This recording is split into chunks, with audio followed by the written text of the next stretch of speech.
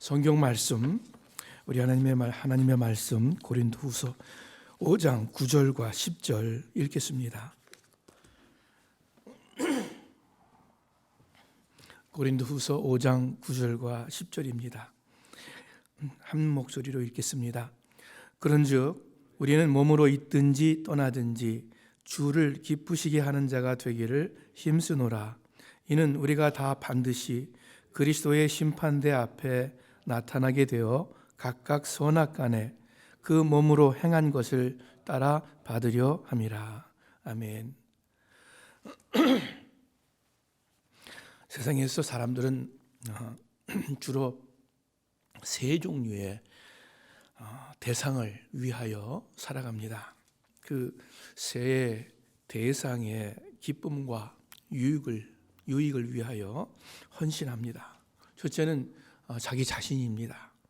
사람들은 자신의 기쁨과 자기 만족을 위해 사는데, 어떤 사람들은 자신의 기쁨과 자기 만족만을 위해서 사는 사람이 있습니다. 아주 이기주의적인 사람입니다. 그 크리스마스 때 듣는 이야기 중에 하나, 스크루지 영감이라는 이야기가 있습니다. 남을 배려하지 않고 이해하지 않고 아주 이기적인 그런 사람입니다. 또 우리 한국의 전래 동화라 그럴까요? 이야기 중에 흥부와 놀부에서 그 놀부와 같은 사람, 남에 대해서는 관심과 생각이 없는, 거의 없는, 남을 보지 못하고 자기밖에 모르는 참 좁은 시야의 사람들입니다. 물론 모든 사람들이 이런 경향이 있습니다. 개인적이고 이기적인 경향이 있어요. 그래서 우리 한국 속담에 남 죽는 것이 자기 꽃불만, 자기 감기 걸린 것만 못하다 하는 그런 안 좋은 속담도 있습니다. 또 두 번째, 자기와 자기 가족만을 위하는 사람이 있습니다. 자기 가족의 기쁨과 만족을 위해서 열심히 사는데 다른 사람이나 다른 가족에 대해서는 무척 인색합니다. 이것을 가족주의라고 표현을 합니다. 그렇게 저는 생각합니다. 가족주의. 예수님께서 부모와 형제와 처자를 버리지 않고는 나를 따라올 수 없다, 이렇게 그 제자도에 관해서 말씀하셨는데, 그 부모 형제 처자를 버리지 않고는, 즉 가족주의를 버리지 않고는 이라는 뜻입니다. 가족주의일지는 모르지만은 예수님께서 이 버리라고 말씀하신 가족주의, 여전히 자기 위주의 이기적인 사람입니다. 또 세 번째 부류가 있습니다. 자기뿐 아니라, 자기 가족뿐 아니라 다른 이웃의 기쁨과 유익을 생각하고 위해서 사는 사람입니다. 그래서 어려운 친척과 이웃을 돌아보고 또 사회봉사 활동을 하고 자선과 구제 사업을 하고 또 기부를 하고 사회봉사 활동을 합니다. 훌륭한 일이죠. 우리 예수 믿는 기독교인들 사실 이러한 일에 더 신경을 쓰고 더 활동을 해야 할 줄로 압니다. 자, 여러분은 어떠하세요? 한번 생각해 보시길 바랍니다. 나의 기쁨과 나의 만족만을 위해 살아가는 그런 이기적인 나는 아닌가?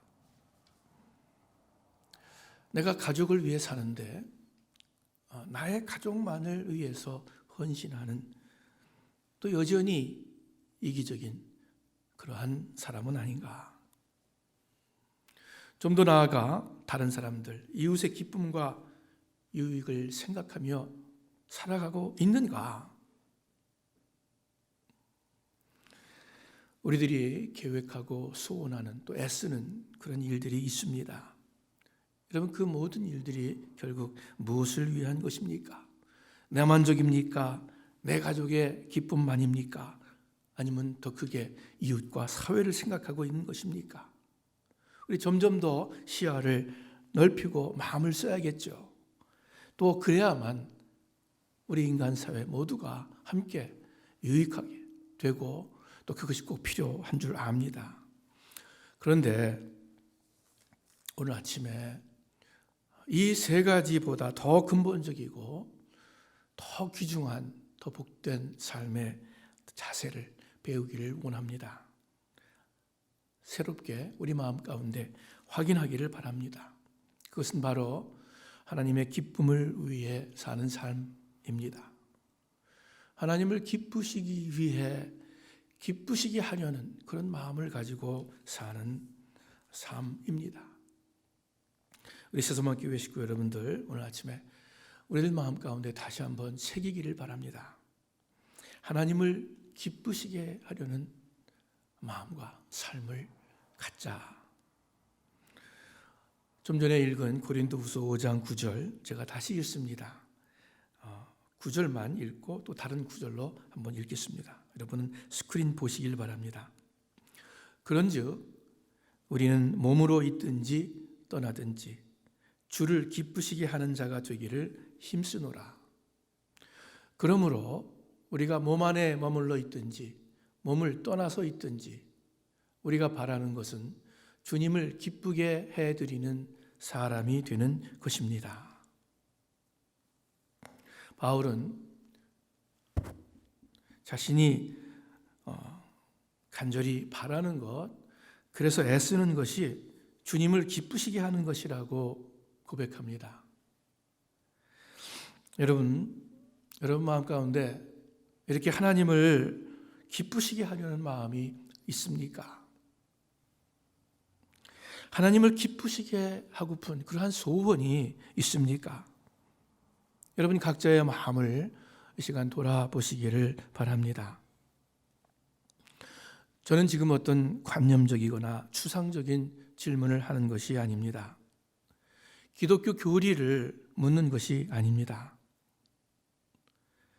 여러분 속에 있는 실제적이고 구체적인 마음을 말하는 것입니다. 만일 잘 모르겠다, 그런 생각 별로 안 했다 하신다면 어쩌면 많은 분들이 그렇게 생각하고 계실지도 모릅니다. 이제부터는 하나님 기쁘시게 해드리는 것에 대해서 좀 더 생각해 보시기를 바랍니다.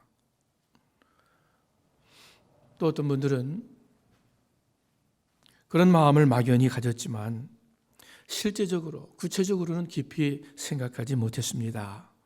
만약 그렇다면 앞으로는 어떻게 하면 하나님을 기쁘시게 하며 살아갈 수 있을까? 진지하게 또 구체적으로 생각해 보시기를 바랍니다. 하나님은 너무 크신 분이기에 우리가 쉽게 느끼지 못하고 인식하지 못하는 것도 사실입니다.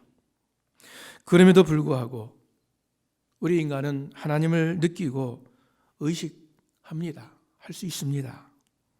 하나님의 신성이 만물에 분명히 보여 알게 되어 있다고, 나타난다고 말씀하고 계십니다.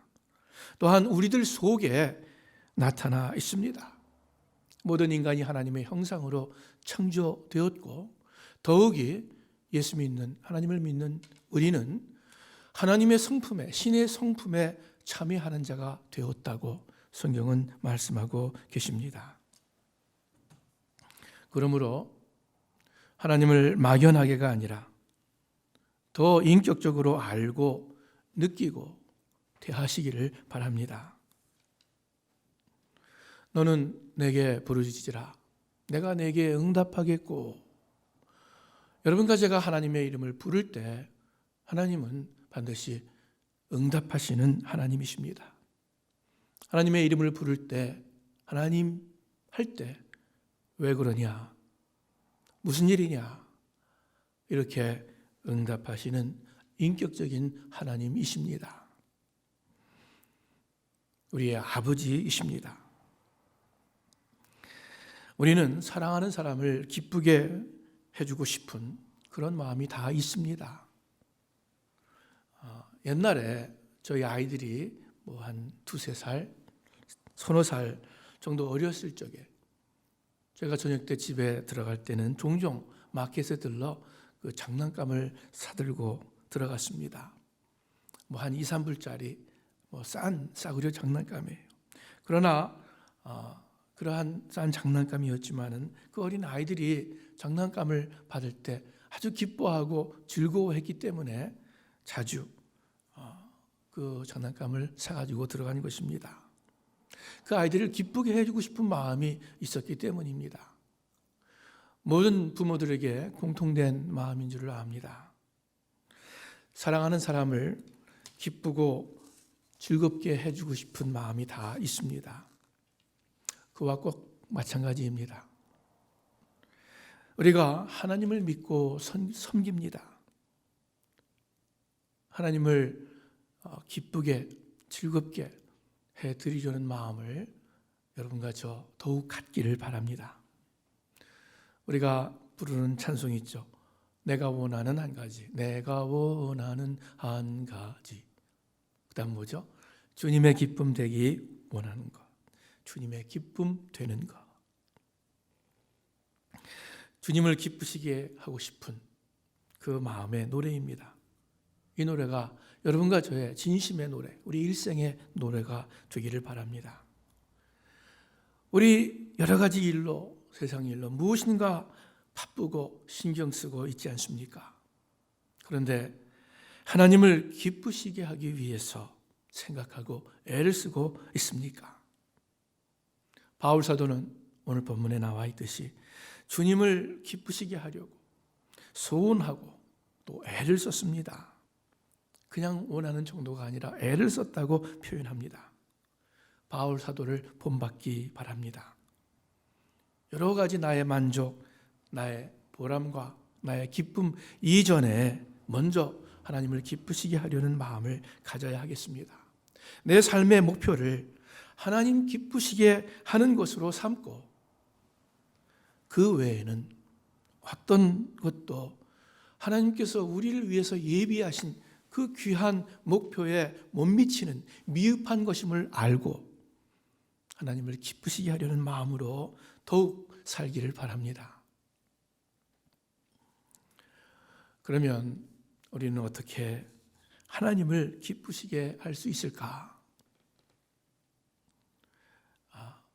먼저 하나님이 무엇을 기뻐하시는지, 정말 기뻐하시는지 바로 알아야 하겠습니다. 사람을 식사 대접하려면요, 먼저 그 사람이 무엇을 좋아하는지, 식성이 어떤지 알아야 합니다. 중국 음식을 별로 좋아하지 않는 사람, 아무리 좋은 중국집으로 모셔서 대접을 한다 하더라도 손님이 그렇게 기뻐하지는 않을 거예요. 그래서 다른 사람에게 선물을 하는 것이 참 어렵습니다. 그 선물을 받고 좋아해야 될 텐데 그 상대방의 취향을 아는 것이 쉽지 않잖아요. 이 잘못하면은 선물의 가치가 별로 없어지는 그러한 안 좋은 결과가 생깁니다. 마찬가지로 하나님을 기쁘시게 하려면 먼저 하나님이 무엇을 기뻐하시는지 여러분과 제가 알아야 하겠습니다. 이사야서에 보니까 1장에 여호와께서 말씀하시되 너희의 무수한 재물이 내게 무엇이 유익하뇨? 나는 수양의 번제와 살찐 짐승의 기름에 지쳤다. 수송아지나 어린 양이나 수염소의 피를 제물들이죠. 내가 기뻐하지 아니한다. 유대인들이 오랫동안 그 모세의 율법대로 안식일을 지키고 제물을 제사를 꼬박꼬박 드렸지만 하나님을 기쁘시게 하지 못했습니다. 바울은 나중에 그러한 유대인들을 책망하여 이르기를 로마서의 10장에 저희가 하나님께 열심히 있으나 지식을 주신 것이 아니다. 바른 지식을 주신 것이 아니다. 참 하나님의 의를 모르고 자기의 의를 세우려고 힘써서 그 하나님의 의를 복종하지 아니했다. 제물을 드렸지만 종교적 열심도 있었지만 하나님을 기쁘시게 해드리려는 그런 마음 수원이 없었어요. 몰랐어요. 그래서 하나님 기뻐하시는 것이 무엇인지에 대해서 진정한 관심도 없었고, 그러니 당연히 바른 지식도 없었겠죠. 혹 이러한 일들이 오늘날의 교회에서도 일어나고 있지는 않습니까? 여러분, 우리의 교회는 어떻습니까? 여러분 개인적인 신앙의 삶은 어떻습니까? 하나님을 기쁘시게 해드리려는 마음이 있습니까? 그래서 하나님이 무엇을 정말 기뻐하시는지 알고 우리가 행하고 있습니까? 에베소 5장에 주를 기쁘시게 할 것이 무엇인가 시험해보라. 주님께서 기뻐하시는 일이 무엇인지를 시험하고 분별하십시오. 영어 성경 보니까 carefully determine what pleases the Lord. 주의 깊게 잘 생각해서 하나님 기쁘게 할 것이 무엇인지 알아보아라 말씀하고 있습니다. 성경을 찾아보면서 하나님 기쁘시게 하는 것이 무엇인지 알기를 원합니다. 히브리서 11장 6절 말씀입니다. 제가 읽을게요. 믿음이 없이는 하나님을 기쁘시게 할 수 없습니다. 그러므로 하나님께 나아가는 사람은 하나님이 계신 것과 하나님은 그분을 간절히 찾는 사람들에게 상 주시는 이심을 믿어야 합니다. 먼저 하나님 기쁘시게 하는 것이 무엇이냐? 믿음이에요. 근데 그 믿음이 무엇이냐? 하나님이 반드시 계신 것을 믿어야 된다. 그냥 유실론 정도가 아니라 우리 삶 가운데 임재하시고 역사하시고 그리고 우리를 품으시는 하나님이심을 인격적인 하나님이심을 반드시 믿어야 된다 하는 뜻입니다. 뿐만 아니라 이 창조주 하나님은 우리가 그 이름을 부를 때 응답하시는 하나님, 좋으신 하나님이심을, 상 주시는 하나님이심을 믿어야 한다고 말씀합니다. 하나님은 거룩하신 하나님이십니다. 자비와 긍휼이 풍성하신 하나님이십니다. 좋으신 하나님, 사랑의 하나님이십니다.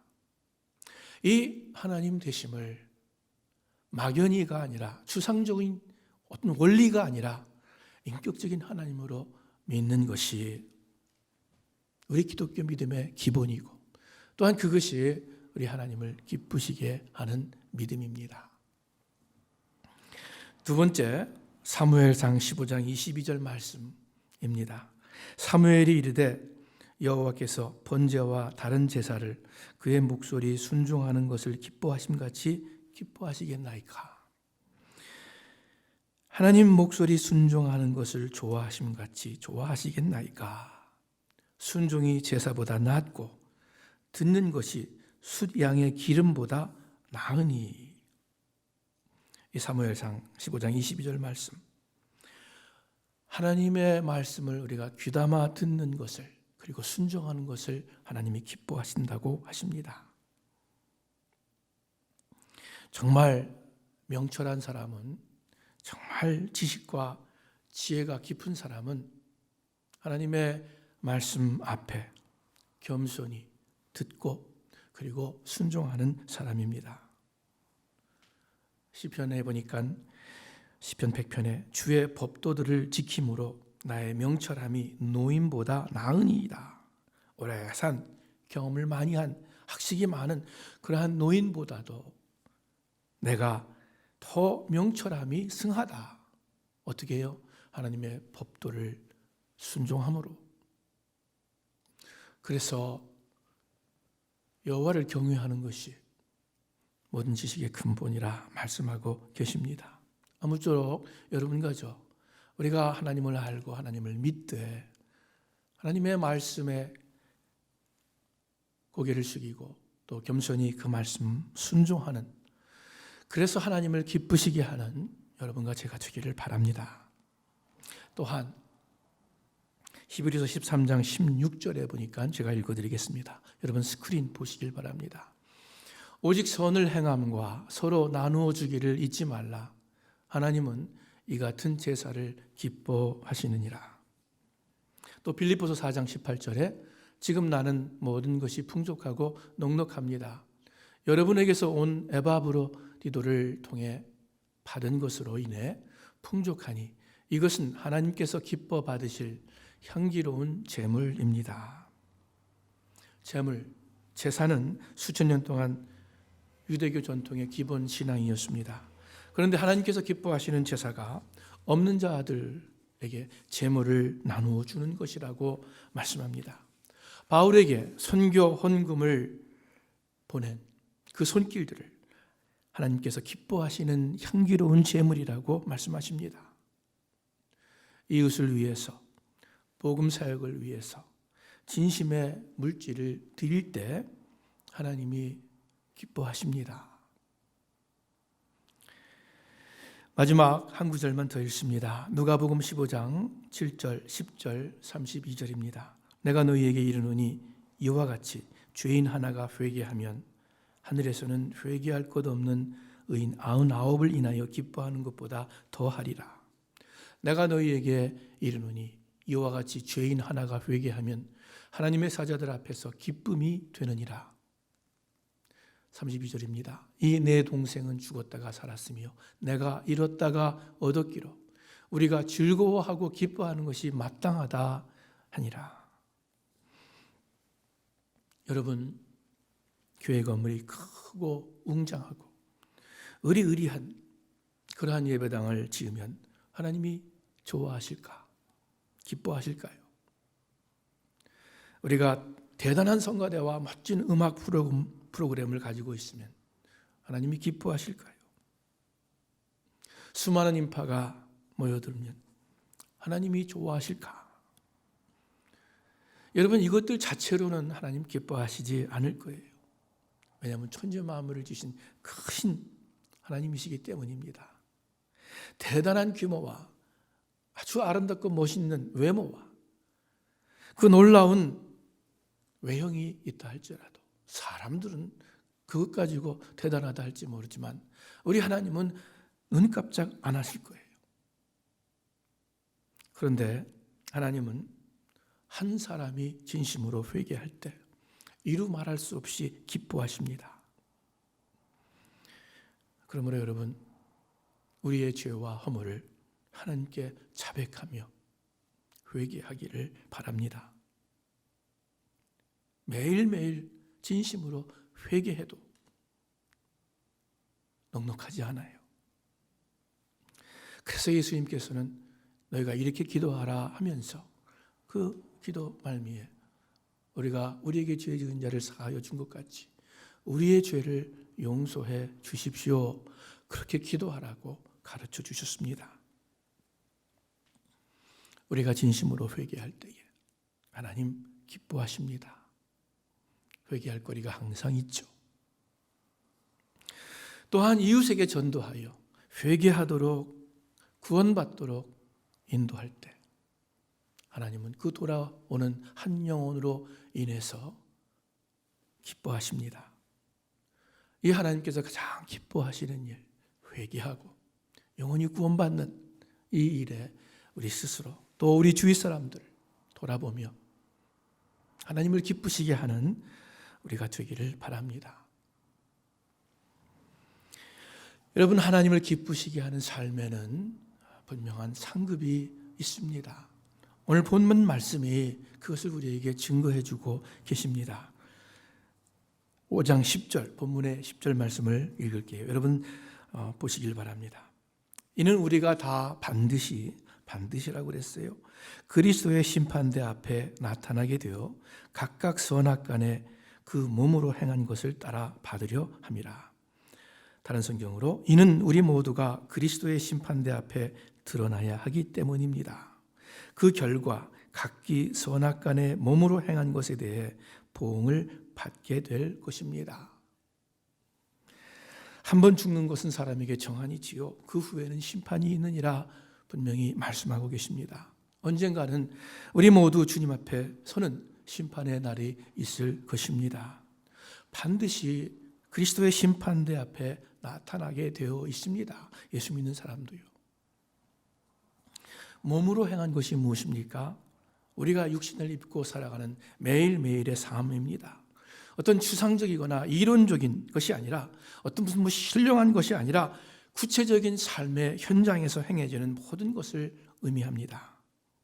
선악간에, 즉 하나님을 기쁘시게 하는 삶이냐, 아니면 나의 만족과 나의 욕심을 위한 삶이냐, 선악간의 차이입니다.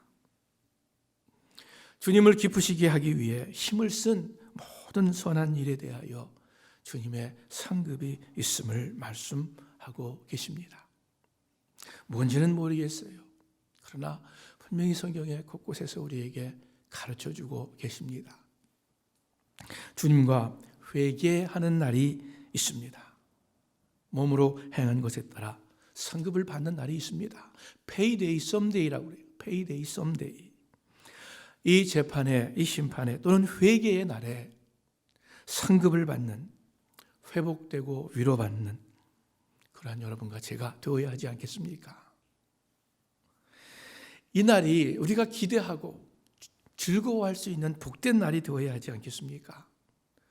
바울 사도는 그 날을 바라보면서 고백하기를, 내가 선한 싸움을 싸우고 나의 달려갈 길을 마치고 믿음을 지켰으니 이제 후로는 나를 위하여 의의 면류관이 예비되었으므로 주 곧 의로우신 재판장이 그날에 내게 주실 것이니 내게만 아니라 주의 나타나심을 사모하는 모든 자에게, 주님의 나타나심을 사모하면서 그 주님을 기쁘시게 하기 위해서 살기 원하는 모든 자에게 의로우신 하나님께서, 재판장께서 면류관을 주신다 말씀하고 계십니다. 바울처럼 여러분과 저도 그렇게 담대히 고백할 수 있기를 정말 원합니다. 그러기 위해서 우리도 바울처럼 이 땅에 살면서 주를 기쁘시게 하기 위해서 힘쓰기를 바랍니다. 참으로 약하고 부족한 여러분과 저입니다. 우리가 하나님을 기쁘시게 할 수 있을까? 먼저 좀 회의가 듭니다. 그러나 우선은 주님을 기쁘시게 하려는 그 마음을 갖는 것이 중요하고 귀합니다. 부족하지만 하나님을 기쁘시게 하고픈 마음, 이 마음을 하나님께서 분명 받으실 거예요. 다윗이 여호와 하나님을 위해서 성전을 지으려 했습니다. 짓고 싶어 했습니다. 그런데 하나님께서 다윗에게 나타나서 너는 안 된다. 너는 피를 많이 흘렸기 때문에 너는 성전을 지을 수 없다. 내 후대에 가서 성전을 지을 것이다. 그런데 하나님께서 이렇게 말씀하셨어요. 네가 성전을 짓지는 못하겠지만 그러나 내 그 마음이 내게 있는 것이 좋다 말씀했어요. 여러분과 제가 부족하지만 그래서 온전히 하나님을 기쁘시게 하는 삶을 충분히 다 살지 못한다 할지라도 우선 여러분과 저의 마음 가운데 하나님을 기쁘시게 해드리려는 그 소원이 있는 것이 귀한 거예요. 그래서 여러분 다른 것 이전에 하나님을 기쁘시게 하고 싶은 구체적인 소원을 가지시기를 바랍니다. 그럴 때 또한 하나님께서 우리에게 그 소원대로 실제로 살아갈 수 있는, 조금 더 살아갈 수 있는 믿음과 힘과 또 지혜를 허락해 주실 줄을 믿습니다.